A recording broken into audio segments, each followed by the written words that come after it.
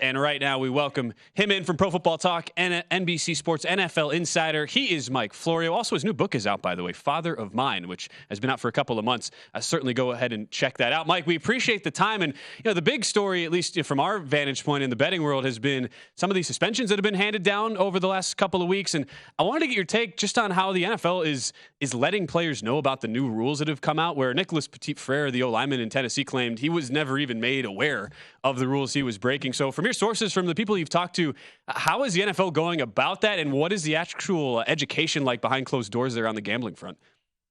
Well, there's a fundamental difference when an employer has a policy. If it wants simply to get the employee to sign an acknowledgement form that they've received the policy and they understand it, and then there's the employer who wants the employee to truly understand it. And I think the NFL's approach before this season, this offseason, was more about being able to say, hey, don't blame us. We distributed the policy and we have a perfunctory training program that may or may not fully explain to the players what they can and can't do. And what we've seen is 10 players who have been suspended over the past 18 months or so, and a sense that the policy isn't as clear as it needs to be. And the policy reads like it was written by lawyers for lawyers. It's not something that is easily understandable. And I know of at least one team, maybe more, that they've taken the 8-page policy and rewritten it in English so that players understand it and that everyone understands the rules that apply to non-players, the rules that apply to players, what you can do, what you can't do.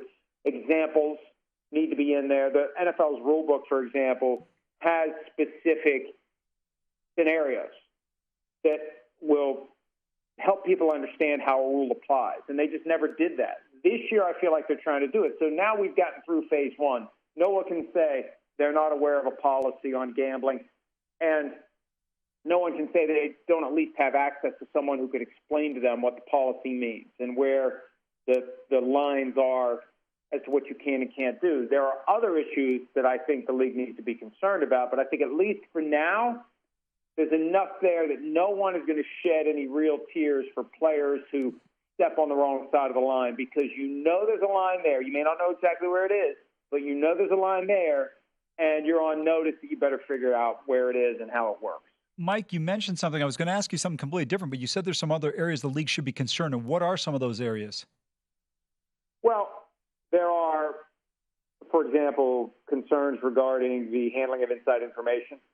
How would the NFL ever properly enforce, investigate, determine whether or not inside information is being misused? How is that information even being managed when you're talking about knowledge of the game plan, not just the players and the coaches, but administrative assistants, people who have access to the online and other digital properties, the playbooks, et cetera? Is there a scripting of 15 plays to start the game? Who sees that when it's written on a whiteboard somewhere? Does the person who comes in and empties the trash can have access to that? So getting your arms around inside information and making sure it's not misused is a big problem. Agents, what they can and can't do is kind of an open question as it relates to the league, because they don't have jurisdiction over the agents. And the most important thing to me, and this is the easiest fix for a player who's determined to gamble, you just have someone else do it. Yeah. You give someone else your money and they go do it on their phone. Friend, associate, family member, whatever. And if you're discreet about it, the NFL is never going to know you did it. So there's a lot of different ways and a lot of different problems and a lot of different issues that the NFL should be concerned about. I'm not sure that they are. And it gives the NFL a certain amount of cover if they can just create this impression, hey, look at these suspensions. The gambling policy must work. We're catching people who are violating it. Well, you've got people who are going to be smart enough to violate it in ways that you're never going to catch them. And we just sit back and hope there isn't some big controversy someday where it all explodes. Yeah, I think you make some great points, especially the one about giving information to a friend and somebody else could potentially do that. But because of the amount of money that players are making today, I always thought once this got legalized, it would be a preventative measure in terms of players potentially putting themselves at risk. I always say Calvin Ridley made the worst bet in the history of sports. He bet $1,000 to lose, $10, $11 million? I forgot how much the salary was that year. So is that somewhat been something that's resonated with the players, or is this still a fear? Because I've seen a lot of players gamble in the casinos playing blackjack or playing high-stakes baccarat simply because they're so competitive. I don't know necessarily if it's a gambling problem, but it's something just competitive in their nature and their DNA. I think that a young man full of testosterone, competitive drive, addicted to that dopamine rush that comes from winning and losing, plenty of disposable income, the ingredients are there for a gambling addiction to develop. And it could be that a lot of these guys come to the NFL with a gambling addiction. And Sure. What is the NFL doing to spot those guys and intervene? Surely it can't just be punitive and thou shalt not, with no understanding or appreciation given to the possibility that this person may have a problem. And, you know, the other side of this, too, because it would be so much easier if the rule for players was you just can't bet on any sports, period, like it is for all non-players. For all non-players, you can't bet on any sports ever, anywhere, anytime. For players, there's this, well, you can, but when you're not at work. And if you're traveling on business, you can't do it. If you're in your hotel room on the road, you can't do it. And Jamison Williams reportedly found that out the hard way. Why do they let players bet at all? It's not collectively bargained. They don't have to give players the right to bet on anything. Why are they doing it? And my on-air partner, Chris Sims, has a conspiracy theory that actually may have some merit. He thinks the sports book want the players to be allowed to bet on other sports because they're young, they're full of testosterone, they're rich, they're still naive enough to think they can win, and they're going to piss away a lot of their money. That's why they're allowed to bet. At least that's his theory, because the sports books want their cash. Interesting. Chris Sims, conspiracy theorist. I didn't realize. It's not a conspiracy. I agree with Chris. Yeah. I think, Mike, that's a valid point, right? No doubt. Where are you going to find a clientele that's 21 and above that makes a seven-figure income and has one other thing that causes problems on your hand? Enough time to be able to do this. Yeah. No question.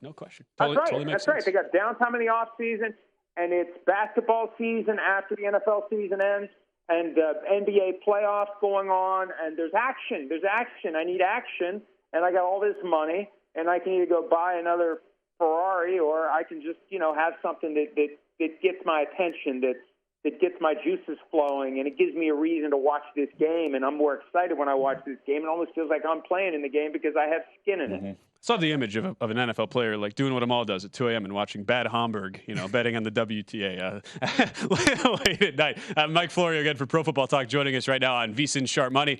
Still, we're in a position, Mike, where about a month away from training camps getting underway in full force with preseason now, about 4 or 5 weeks away. But a number of free agents still out there to be had. There's been a number of reports around where could former Minnesota Viking running back Dalvin Cook end up. What is the latest from what you've been hearing as far as some of those teams on the East Coast that have at least thrown themselves in the mix, but as of now, we really don't know for sure where Cook is actually going to end up here for 2023? Well, initially it looked like he was going to go to the highest bidder, but no one emerged in the same ballpark as what he was going to make from the Vikings, $10.4 million this year. So then he started talking about going somewhere where he could win a Super Bowl. He was asked what he meant by that, and he mentioned the Jets and the Dolphins, and now the Patriots are creeping into this. And this is fascinating to me because if you get him, you're keeping two of your division rivals from getting him. And if the Patriots are serious about trying to not be left in the dust by the Bills, the Dolphins, and the Jets, why not get Cook if he's otherwise going to go to the Jets or the Dolphins? And the Dolphins have been an obvious destination for Cook for a while now. He's from Miami. The Jets, at some point several weeks before he was released, I started to hear that he was a possibility there because of Breece Hall's ACL recovery, and they're not 100% sure he's going to be good to go, and they're all in with Aaron Rodgers, so they need a weapon in the backfield. So the Patriots, who, look, Bill Belichick, he's sniffing around DeAndre Hopkins kind of openly. I think he's being more discreet if he's interested in Dalvin Cook because he doesn't want one of these other teams to close the deal, and maybe he does decide he needs this. And the thing about the AFC East, when you look at their schedule this year, the teams they play out of the division, they play every team from the AFC West. They play every team from the NFC East. That's half your schedule. And then you have the round robin home and home against each other. You got a lot of tough games on your schedule this year. And it may be that only the team that wins that division gets to the playoffs because the other divisions have more favorable out-of-division schedules, easier chance to fatten up a record, easier divisional games because it's not this meat grinder of Bills, Dolphins, Jets, Patriots. It may be that only one gets into the postseason. So it puts more pressure on all of them to try to be the team that gets there. Yeah, it's fascinating to see how that will play out. As Mike Florio, again, from Pro Football Talk, NBC Sports NFL Insider, joining us here on VSiN Sharp Money. Give him a follow at Pro Football Talk and check out his new book recently released, Father of Mine, available where you can get your books wherever. Mike, thank you for the time. We really appreciate all the insights. Go to VSiN.com/subscribe to become a VSiN Pro subscriber today.